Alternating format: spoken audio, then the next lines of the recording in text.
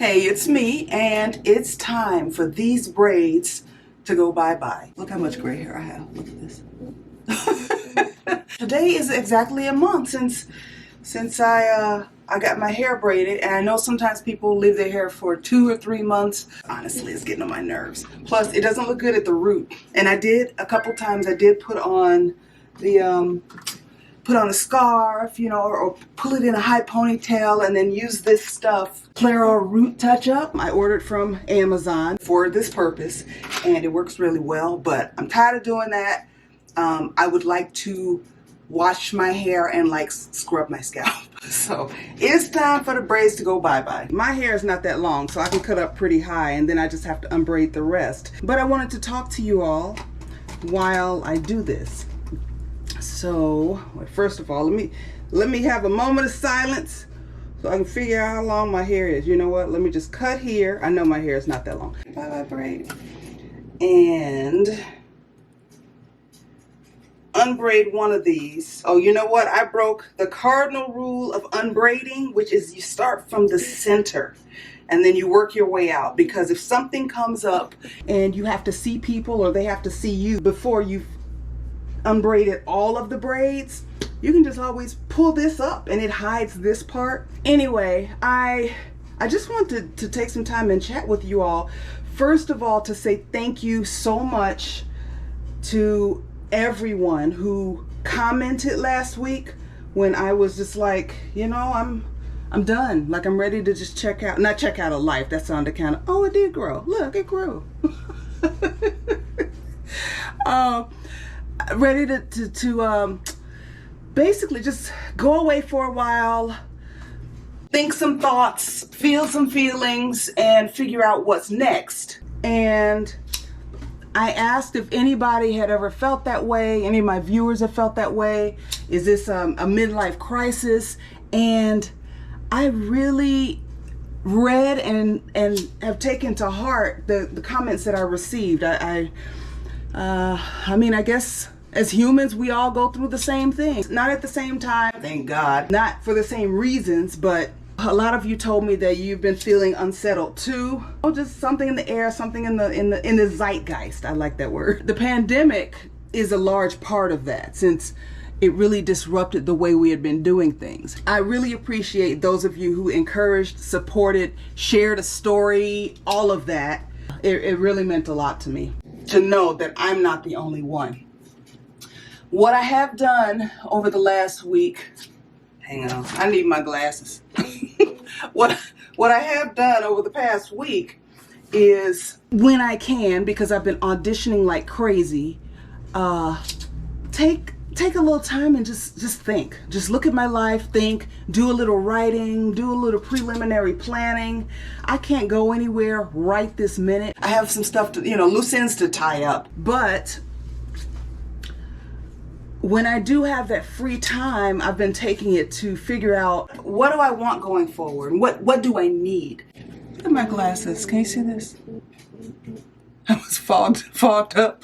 My body is hot. My glasses were chilling on the counter over there. I do recognize the fact that there are a lot of places, and even here, a lot of people have a lot less freedom than I do.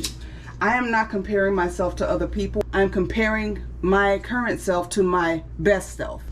I'm finding that I need to decolonize my mind, so to speak. Let me explain. Now see, these are getting fogged up.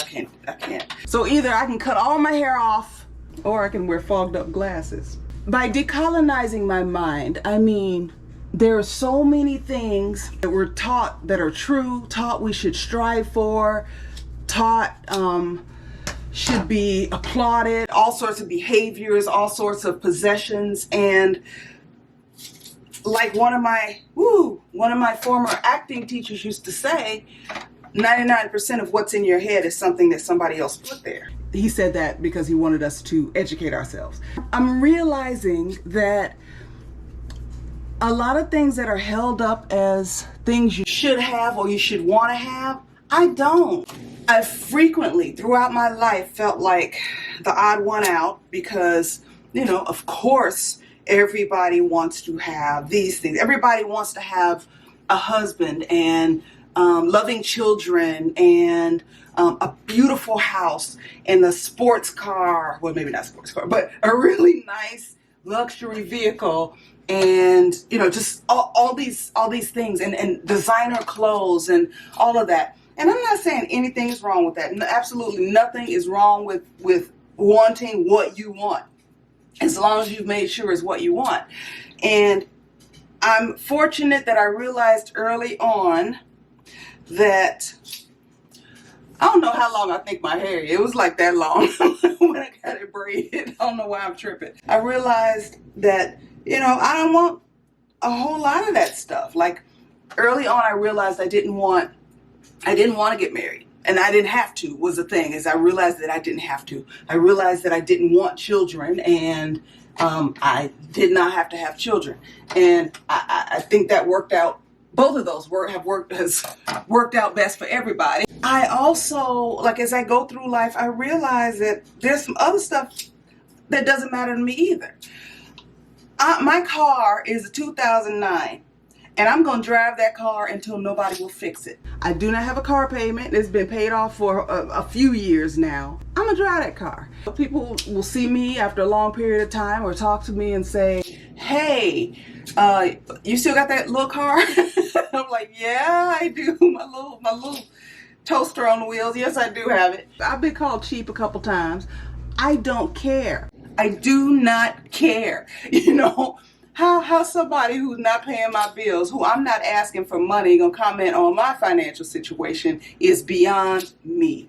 I ain't commenting on nobody else's life. I want people to have what they feel they want to have.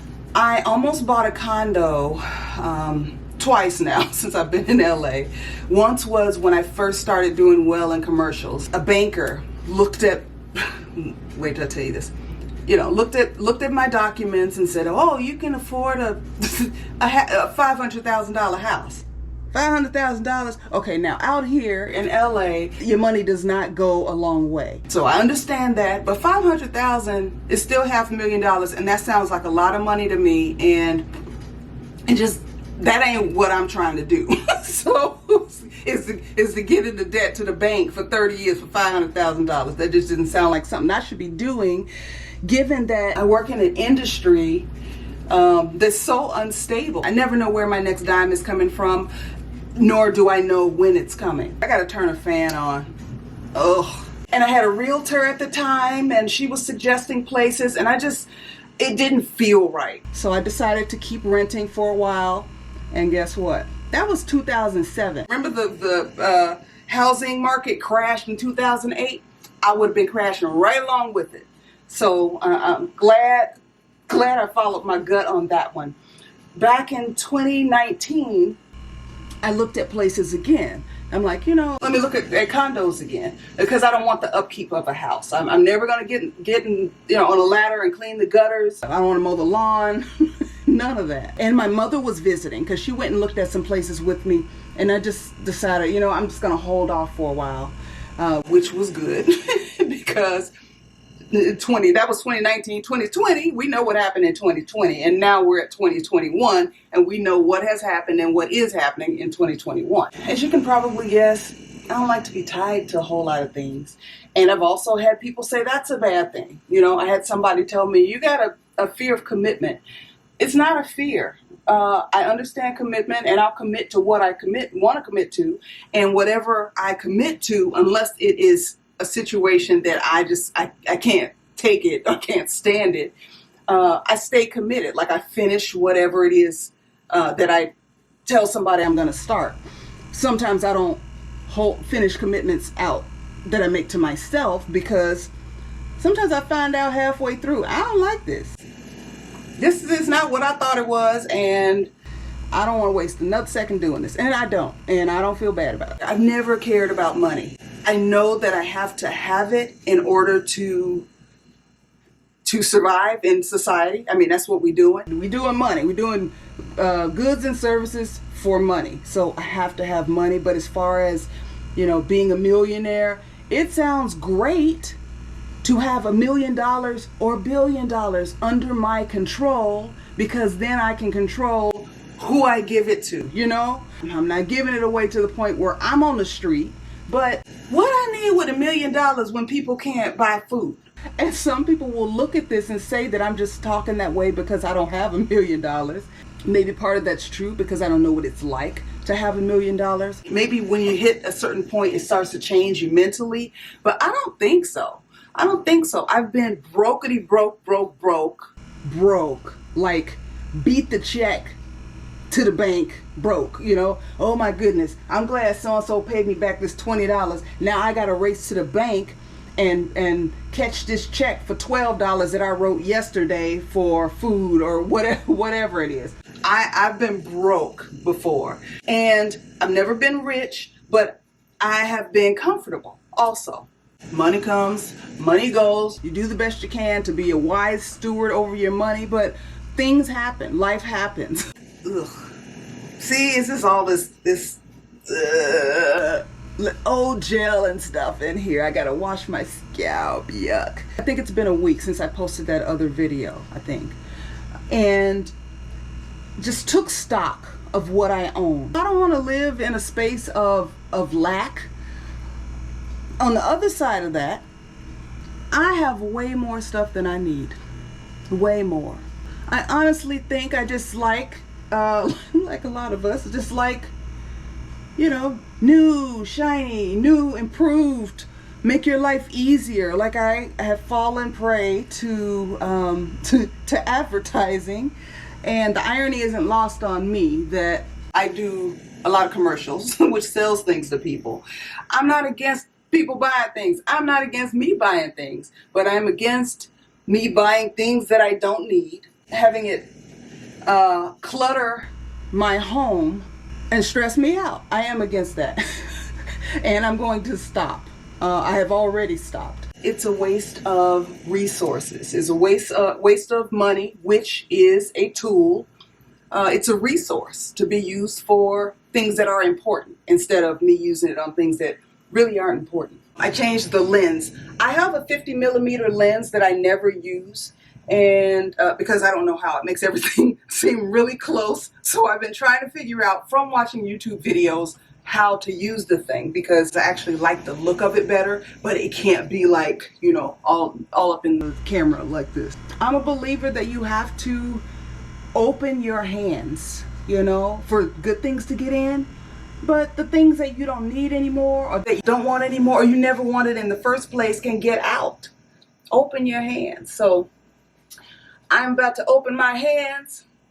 I'm open my closet. I'm open my home. Open my entertainment console and get rid of a bunch of stuff. It's excessive, and you know, if you want to fly, you got to give up what's weighing you down. Having a little more space in here, having more time because I'm not taking care of things, will make me much happier than whatever new widget or, you know, scented lotion or even lipstick I can buy. And I do love lipstick. My hair is, wait a minute now, I can't believe this is my hair. Did y'all see me before? Wait, that's not my hair. Hold on. Hold on. It's the same color. Look at this color match. Look. I'm watching a lot of YouTube videos on expatriation and long-term travel and slow travel, that kind of thing. I'm ready to get gone. I'm ready to have some space to just be quiet and out of this routine, to figure out what's next, to write, to have new experiences to write about, to think about, to live. So to get to where I want to go, it's taking me through a process of decolonizing my mind, which is where I started.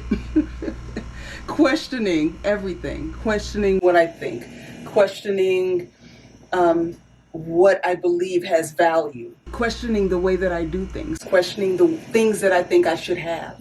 So I'm doing that work right now. Oh Lord, it's tangled back here. Wait a minute. This is gonna take forever. So I will let you know how my hair turns out at the end of this. I'm gonna finish unbraiding my hair, and then I'm going to, oh, it's so tangled. Then I'm gonna wash my hair, and then I'm gonna dye my hair. All right, I will see you in a bit. Well, I am all done. That's the back and the side and all of that. Now I'm gonna put a whole lot of shampoo on my head and let it loosen up all the gunk that's on there. There may be some people watching who've never had their hair braided, but the braider will use gel or beeswax or something like that to make the braids hold. My braider used both, and I've been putting this stuff on the roots. I don't know what color I want my hair to be yet. I use these semi-permanent dyes that I love. Look, this is my black, midnight black. I have some other shades up here too. Brown, I have red, I have a blondish color. I also have some I told you, I got too much stuff. We'll see what color it ends up being. But I am growing my own hair. At some point though, I'm gonna need to trim this part to catch up with this part, but not today. All right, getting ready to go wash my hair. All right, so here we go. I'm trying to keep my towel up. I did not color my hair because once I got in there, I washed it a couple times with a good clarifying shampoo that I want you to see. Kemet Biologics Egyptian Wheatgrass Cleansing Tea.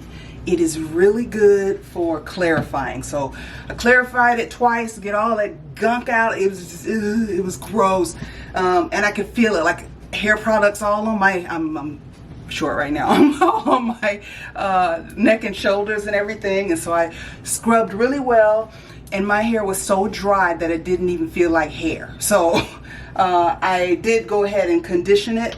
I used this conditioner that I like. I don't know what the bottle does this. It's Affinia, and it's sold by Melaleuca Shopping Club. I'll put a link to both of these items. I conditioned my hair and conditioned it, and I had all kind of knots in here, and it's not the braider's fault. It's my fault for bleaching my hair so many times, and so then when it was braided, it started to lock in those areas that were damaged. So I couldn't work my way through those, so I basically just pulled them out. I think at some point what I'm going to do is just cut this to the length of this so that it can all grow out healthy, because this part is like, girl, we've been trying to hang with you, but you keep doing stuff to us, so I don't know. I am going to put on some Blue Magic hair and scalp conditioner, aka hair grease, and call it a night. Here, let me take this ring off. Yeah, and then I'm gonna let it marinate, and I won't worry about coloring the roots right now. I'll just concentrate on hair health, figure out what I'm doing, whether I want to just get all my hair cornrowed straight back and wear wigs or get crochets, or if I just want to cut it to a teeny weeny afro, like this same length, and then as it grows out, just, you know, cut off what needs to be cut off, which is probably the best thing for me to do. I don't like hanging on to raggedy hair just because it's hanging on to length. It's okay. It's hair. It literally grows from my head for free. So I think that's what I'm going to end up doing, is cutting. That's what I should do, because it's raggedy and ratchet over on this side. Well, I'll see you again soon, and you'll see what I'm doing with my hair, and I will see you next time. My towel is about to fall off, and I don't want that to happen, so bye.